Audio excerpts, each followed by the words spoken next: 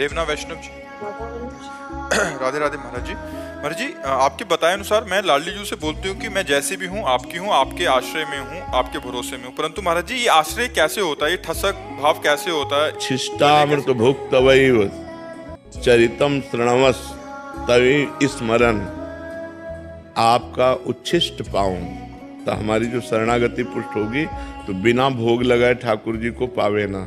उच्छिष्टामृत भुक्तवैव, और आपके चरित्र कानों से सुनूं और आपका स्मरण करूं, और हमारे चरण जब चले तो ऐसी भावनाओं कि मैं आपकी प्रदक्षिणा कर रही हूं, आपके ही जनों का संग हो, इसी से शरणागति हो जाएगी। आपके चरणों का ध्यान, आपका उच्छिष्ट, आपकी लीला चरित्रों का श्रवण, आपके धामों की यात्रा, आपके भक्तों का संग, इसी से हमारा हृदय शरणागति के योग्य हो जाएगा। और जहाँ प्रभु की शरणागति हुई तो उठते बैठते चलते फिरते खाते पीते हर समय भगवान की याद बनी रहेगी। भगवान का स्मरण होना हर समय, यही साधना है। सबसे बड़ी साधना भगवत प्राप्ति की है कि उठते बैठते चलते फिरते हर समय राधा राधा राधा राधा स्मृति बनी रहे। अगर स्मृति नहीं है तो फिर ठीक नहीं है, स्मृति बनी रहना चाहिए। क्या भाव है आपका? महाराज जी, आश्रय कैसे होता है, ये ठसक का भाव हाँ, कैसे होता है? यही इसी से आश्रय। गले कैसे पड़ा जाता है, गले कैसे पड़ा? यही इसी से प्रभु की जूठन पाना, प्रभु का चरणामृत पीना, प्रभु की लीला कथा सुनना, प्रभु के भक्तों का संग करना, प्रभु के धाम तीर्थों की यात्रा करना, और प्रभु के प्रति भाव रखकर सबको प्रभु में देखना। बस प्रभु ही प्रभु है तो आश्रय हमारा पुष्ट हो जाएगा।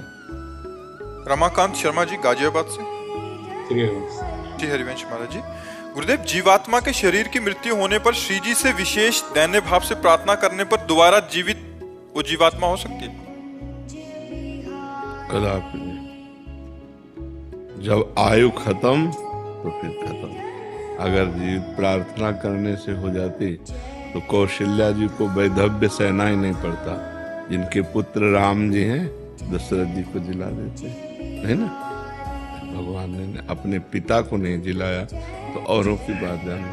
आयु खत्म तो फिर खत्म, फिर कोई प्रार्थना कोई उसमें।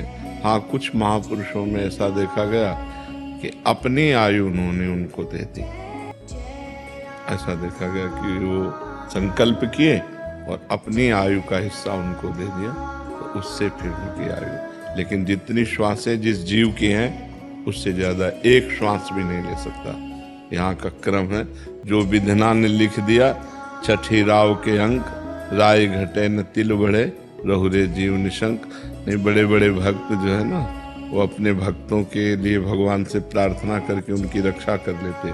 लेकिन आयु जहाँ समाप्त तो समाप्त। भगवान ने अपने वंश को भी नहीं बचाया। 88 करोड़ यदुवंशी आयु समाप्त तो आपस में सब लड़ करके और शरीर पूरा कर दिए। तो जहाँ जिसकी आयु पूरी होनी है उसे नहीं बचाया जा सकता। आपके पास कोई उदाहरण है कि बचाया जा सकता है? अगर बचाया जा सकता तो बड़े बड़े ब्रह्म ऋषि, बड़े बड़े महात्मा, देखो वशिष्ठ जी जैसे, जो नई सृष्टि की रचना कर दें, वो नहीं बचा पाए किस सृष्टि को। जाना है तो जाना है। यहाँ से जब जो घड़ी जो श्वास, बस उसमें खत्म। इसीलिए जितनी श्वासें हैं हर श्वास में नाम जप करो, अच्छे आचरण करो, कोई पाप कर्म ना हो पावे, ज्यादा जीने की आशा न रखो। जितनी श्वासें उतने में काम बना लो। मान लो मेरी अब एक श्वास रह गई, हमने राधा बोला, इसी से भगवत प्राप्ति हो जाएगी। हमें 100 श्वासों की जरूरत ही नहीं है। एक श्वास हो और अच्छे आचरण हो और राधा नाम हो, कृष्ण नाम हो, हरि नाम हो, उसी से काम हो जाएगा। बहुत श्वासें हैं गंदी आदतों में, गंदे आचरणों में, तो उसका कोई महत्व नहीं रहा। जीने का क्या महत्व? लोग समझ रहे हैं, बेविचार कर रहे हैं, मांस खा रहे हैं, दूसरे जीवों को काट रहे हैं, हिंसा। ये क्या तुम्हारा जीना? क्या नरक का सामग्री तैयार कर रहे हो? अगर एक श्वास भी है तो अच्छे जियो, राधा राधा राधा, दूसरों को सुख पहुंचाओ, दूसरों का मंगल करो।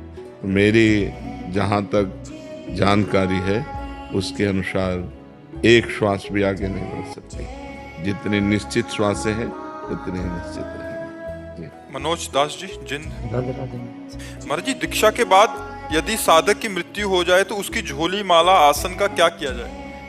नदी में प्रवाह कर दे, यमुना गंगा आदि नदी में। जो उसके ठाकुर जी हैं, उसकी झोली माला है, उसको विसर्जित कर दी जाती है। जी। महाराज जी, घर में अगर ठाकुर जी की कोई सेवा करने वाला हो तो सेवा कर सकते ठाकुर सेवा कर सकता है, माला नहीं। माला को तो उसी के साथ विसर्जित हैं? कर, चरण पादुका? हाँ, उसके साथ विसर्जित कर देनी चाहिए। यदि सेवा करने वाला शिष्य है तो अपने गुरु की चरण पादुका रख सकता है, लेकिन ऐसा नहीं तो फिर वो विसर्जित कर देनी चाहिए। और ग्रंथ आदि? वो भी साथ ही। हाँ, स्वामी राम सुखदास जी ने अपने ग्रंथ, अपना माला, अपनी सामग्री सब चिता में पहले लिख दिया था। कोई भी लेगा नहीं, हमारे साथ चिता में ही जलाई जाएगी, सब चिता में उनके साथ तो किसी पावन नदी में यदि उनकी रुचि है तो अपने अनुयायियों को दे सकते हैं। कोई लेने वाला अगर है वो देना चाहे, नहीं देना चाहे तो उनकी जो दिनचर्या की चीज, माला है, झोली है, ग्रंथ है, ठाकुर जी हैं, वो उन्हीं के साथ प्रवाहित करते हैं। महाराज जी, जो ग्रस्त में है महाराज जी, ये तो विरक्त का मार्ग। तो उनके परिवार में लोग होते हैं तो वो माला झोली तो उन्हीं के साथ जाएगी। हाँ। प्रिंस जी दिल्ली से। राधा राधा वल्लभ श्री हरिवंश महाराज जी। महाराज जी, सत्संग का सार नाम है, सब कष्ट की मरहम नाम है, पता होते हुए मन बस काम क्रोध में ही क्यों फंसा रहता है महाराज जी? क्योंकि अनेक जन्मों से, ये पता तो अभी हुआ है तुम्हें, और ये फंसा अनेक जन्मों से, तो उसका स्वभाव बन गया है। और उसके स्वभाव को मिटाना होगा वर्तमान के अभ्यास के द्वारा। हम बार बार अपनी जिह्वा से राधा राधा राधा राधा खूब नाम रटें तो धीरे धीरे अभ्यास बन जाएगा। जैसे आप बिल्कुल नाम जप नहीं जप करते थे तो बिल्कुल ये माया में फंसा हुआ था, अब आज 10 मिनट लगने लगा। आप मानते हो इस बात को कि आपने प्रयत्न किया तो 10 मिनट लगने लगा, 20 मिनट लगने लगा, 1 घंटा लगने लगा। तो ऐसे ही हम प्रयत्न करें, प्रयास करें तो 24 घंटा आ जाएगा कि नहीं आ जाएगा? अभ्यास से हम भजन को 24 घंटा में ला सकते हैं, और 24 घंटे जिसका भजन होने लगा वो साक्षात्कार भगवान का निश्चित कर लेता है। श्वासा श्वासा नाम जपे दुविधा रहाय न कोय। जो हर श्वास में भगवान का नाम जप करता है उसे निश्चित भगवत प्राप्ति हो जाती है। लोक परलोक के सारे सुख उसे प्राप्त हो जाते हैं जो भगवान का नाम जप करता है।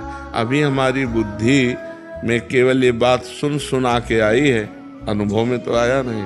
जब अनुभव में आ जाएगा तो फिर मन नहीं जाएगा, फिर भगवान में लग जाएगा। ठीक है, राधा राधा आज जो रुचि हो वो जब हम तो राधा राधा ही कहते, हम तो राधा राधा ही कहते।